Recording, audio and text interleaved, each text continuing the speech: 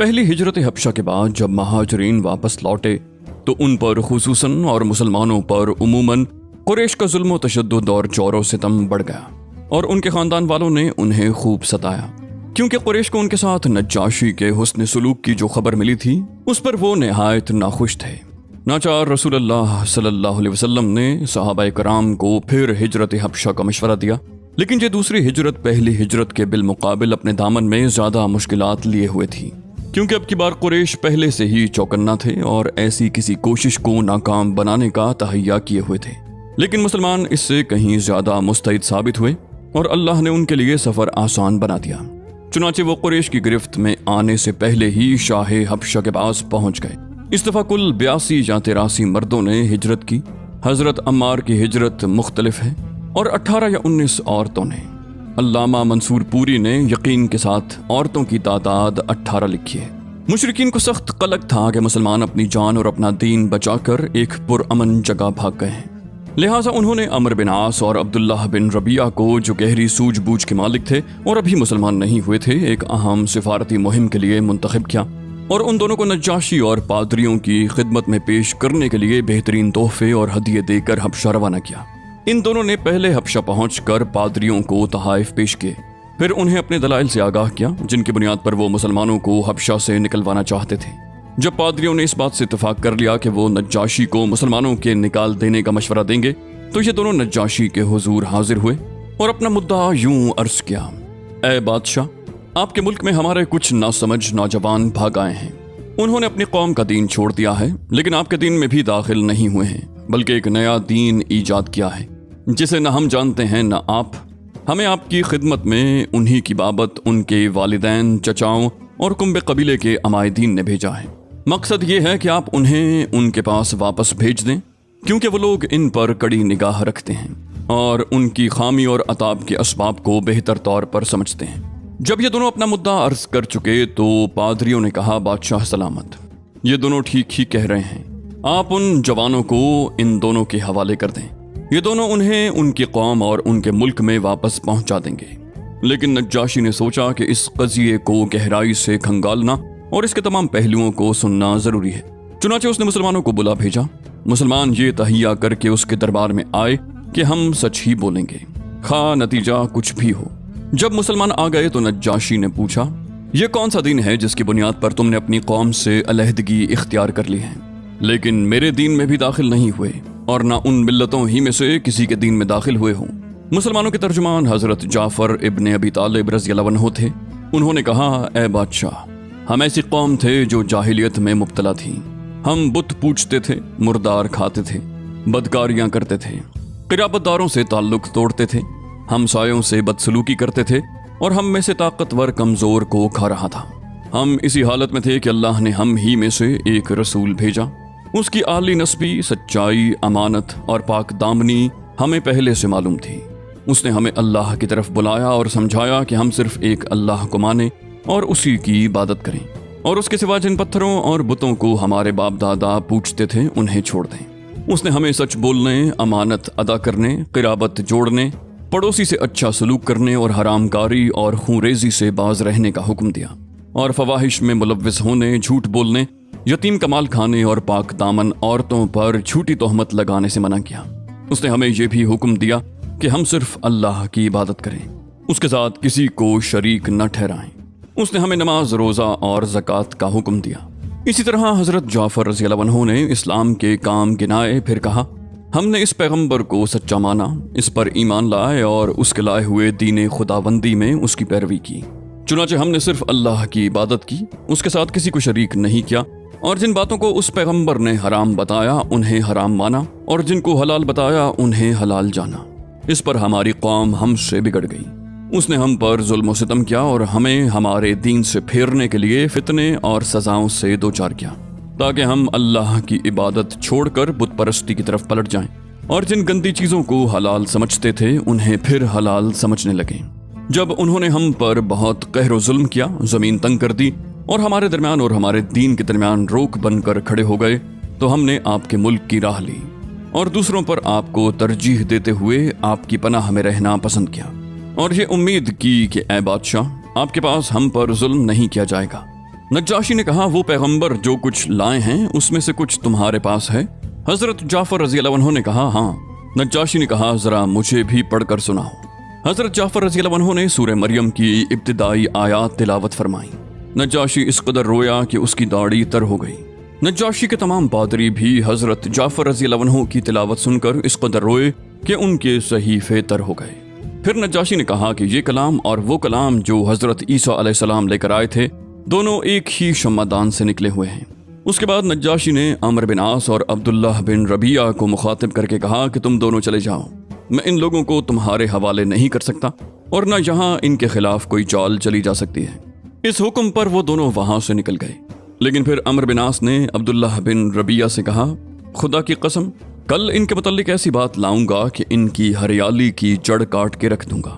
अब्दुल्लाह बिन रबिया ने कहा, नहीं, ऐसा न करना। इन लोगों ने अगरचे हमारे खिलाफ किया है, लेकिन हैं बहरहाल हमारे अपने ही कुंबे कबीले के। मगर अमर बिन आस अपनी राय पर अड़े रहे। अगला दिन आया तो अमर बिन आस ने नज्जाशी से कहा, ऐ बादशाह, ये लोग ईसा इब्ने मरियम के बारे में एक बड़ी बात कहते हैं। इस पर नज्जाशी ने मुसलमानों को फिर बुला भेजा। वो पूछना चाहता था कि हजरत ईसा अलैहिस्सलाम के बारे में मुसलमान क्या कहते हैं। इस दफा मुसलमानों को घबराहट हुई, लेकिन उन्होंने तय किया कि सच ही बोलेंगे, नतीजा खा कुछ भी हो। चुनांचे जब मुसलमान नज्जाशी के दरबार में हाजिर हुए और उसने सवाल किया तो हजरत जाफर रजी अल्लाह अन्हु ने फरमाया, हम ईसा अलैहिस्सलाम के बारे में वही बात कहते हैं जो हमारे नबी सल्लल्लाहु अलैहि वसल्लम लेकर आए, यानी हजरत ईसा अलैहिस्सलाम अल्लाह के बंदे, उसके रसूल, उसकी रूह और उसका वो कलिमा है जिसे अल्लाह ने कंवारी पाक दामन हजरत मरियम अलैहिस्सलाम की तरफ इल्का किया था। इस पर नज्जाशी ने जमीन से एक तिनका उठाया और बोला, खुदा की कसम, जो कुछ तुमने कहा है, हजरत ईसा अलैहिस्सलाम उससे इस तिनके के बराबर भी बढ़कर न थे। इस पर पादरियों ने की आवाज लगाई। नज्जाशी ने कहा, अगरचे तुम लोग कहो। उसके बाद नज्जाशी ने मुसलमानों से कहा, जाओ तुम लोग मेरे कलमरो में अमन व अमान से रहो, जो तुम्हें गाली देगा उस पर तावान लगाया जाएगा। मुझे गवारा नहीं कि तुम में से किसी आदमी को सताऊं और उसके बदले मुझे सोने का पहाड़ मिल जाए। उसके बाद उसने अपने हाशिया नशीनों से मुखातिब होकर कहा, इन दोनों को इनके हदिये वापस कर दो, मुझे इनकी कोई जरूरत नहीं है। खुदा की कसम, अल्लाह ताला ने मुझे मेरा मुल्क वापस किया था तो मुझसे कोई रिश्वत नहीं ली थी कि मैं उसकी राह में रिश्वत लूं। नीज अल्लाह ने मेरे बारे में लोगों की बात कबूल न की थी कि मैं अल्लाह के बारे में लोगों की बात मानूं।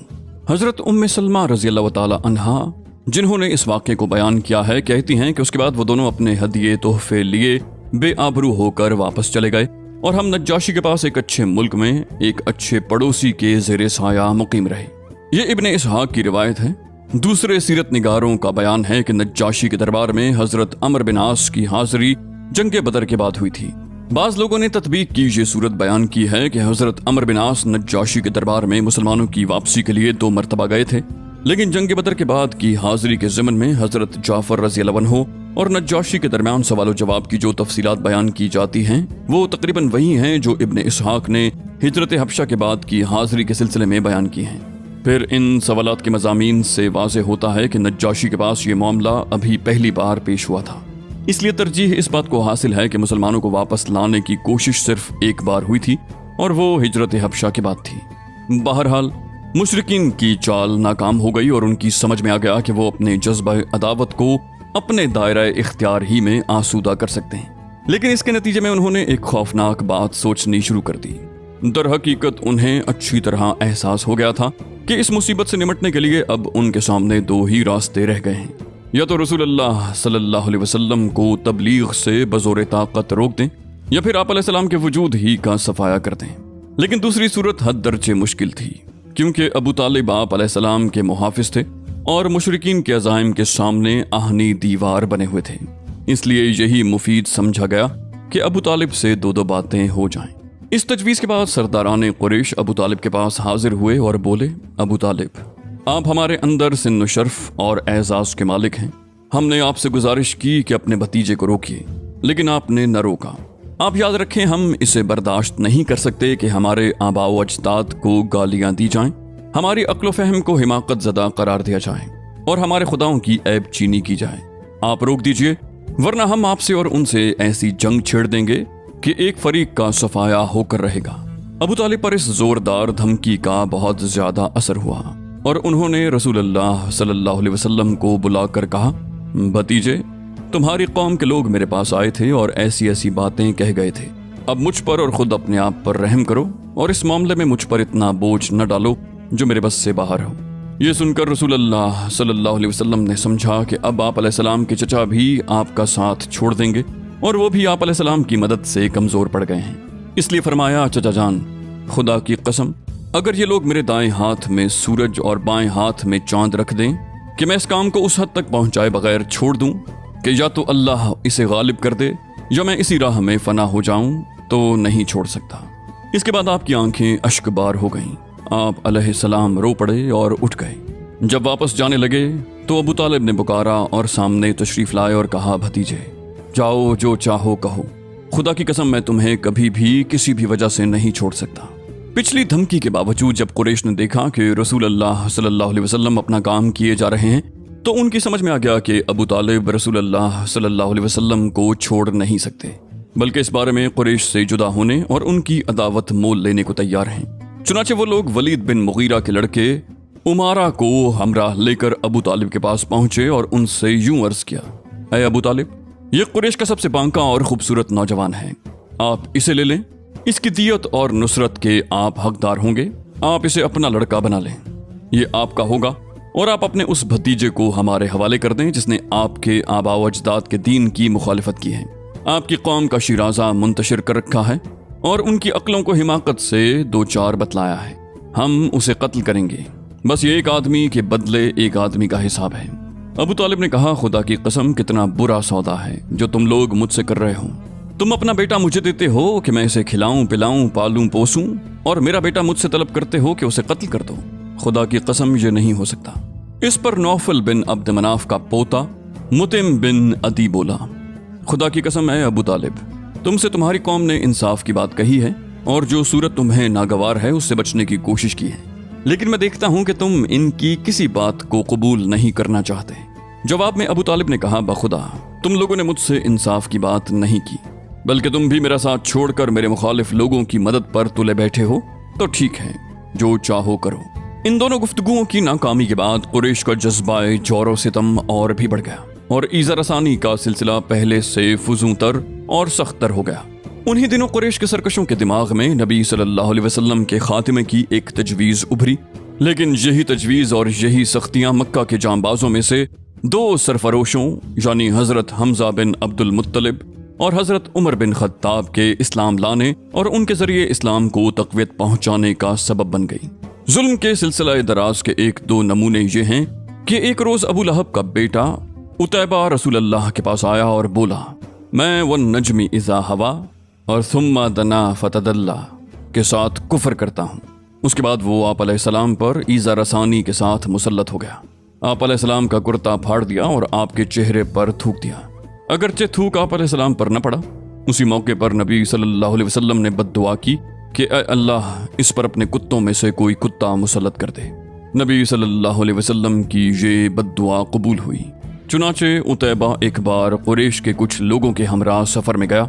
जब उन्होंने मुल्क शाम के मकाम जरका में पड़ाव डाला तो रात के वक्त शेर ने उनका चक्कर लगाया। उतैबा ने देखते ही कहा, हाय मेरी तबाही, ये खुदा की कसम मुझे खा जाएगा, जैसा कि मोहम्मद ने मुझ पर बद्दुआ की है। देखो मैं शाम में हूँ, लेकिन उसने मक्का में रहते हुए मुझे मार डाला। एहतियातन लोगों ने उतैबा को अपने और जानवरों के घेरे के बीचों बीच सुलाया, लेकिन रात को शेर सबको फलांगता हुआ सीधा उतैबा के पास पहुंचा और सर पकड़कर ज़िबाह कर डाला। एक बार उक़बा बिन अबी मुईत ने रसूलुल्लाह सल्लल्लाहु अलैहि वसल्लम की गर्दन हालत सजदा में इस जोर से रौंदी कि मालूम होता था कि दोनों आंखें निकल आएंगी। इब्न इसाक की एक तवील रिवायत से भी कुरैश के सरकशों के इस इरादे पर रोशनी पड़ती है कि वो नबी सल्लल्लाहु अलैहि वसल्लम के खात्मे के चक्कर में थे। चुनाचे इस रिवायत में बयान किया गया कि एक बार अबू जहल ने कहा, बरादरान कुरैश, आप देखते हैं कि मोहम्मद हमारे दीन की ऐब चीनी, हमारे आबा व अजदाद की बदगोई, हमारी अक्लों की तखफीफ और हमारे माबूदों की तस्लील से बाज नहीं आता। इसलिए मैं अल्लाह से अहद कर रहा हूँ कि एक बहुत भारी और बमुश्किल उठने वाला पत्थर लेकर बैठूंगा और जब वो सजदा करेगा तो उसी पत्थर से उसका सर कुचल दूंगा। अब उसके बाद चाहे तुम लोग मुझको बेयारो मददगार छोड़ दो, चाहे मेरी हिफाजत करो, और बनु अब्द मनाफ भी उसके बाद जो जी चाहे करें। لوگوں نے کہا نہیں واللہ ہم تمہیں کبھی کسی معاملے میں بے یار و مددگار نہیں چھوڑ سکتے، تم جو کرنا چاہتے ہو کر گزرو۔ صبح ہوئی تو ابو جہل ویسا ہی ایک پتھر لے کر رسول اللہ صلی اللہ علیہ وسلم کے انتظار میں بیٹھ گیا۔ رسول اللہ صلی اللہ علیہ وسلم حسب دستور تشریف لائے اور کھڑے ہو کر نماز پڑھنے لگے۔ قریش بھی اپنی اپنی مجلسوں میں آ چکے تھے اور ابو جہل کی کارروائی دیکھنے کے منتظر تھے۔ جب رسول اللہ صلی اللہ علیہ وسلم سجدے میں تشریف لے گئے تو ابو جہل نے پتھر اٹھایا، پھر آپ کی جانب بڑھا، لیکن جب قریب پہنچا تو شکست خوردہ حالت میں واپس بھاگا۔ اس کا رنگ فق تھا اور وہ اس قدر مروب تھا کہ اس کے دونوں ہاتھ پتھر پر چپک کر رہ گئے تھے۔ وہ بمشکل ہاتھ سے پتھر پھینک سکا۔ ادھر قریش کے کچھ لوگ اٹھ کر اس کے پاس آئے اور کہنے لگے، ابو الحکم تمہیں کیا ہو گیا ہے؟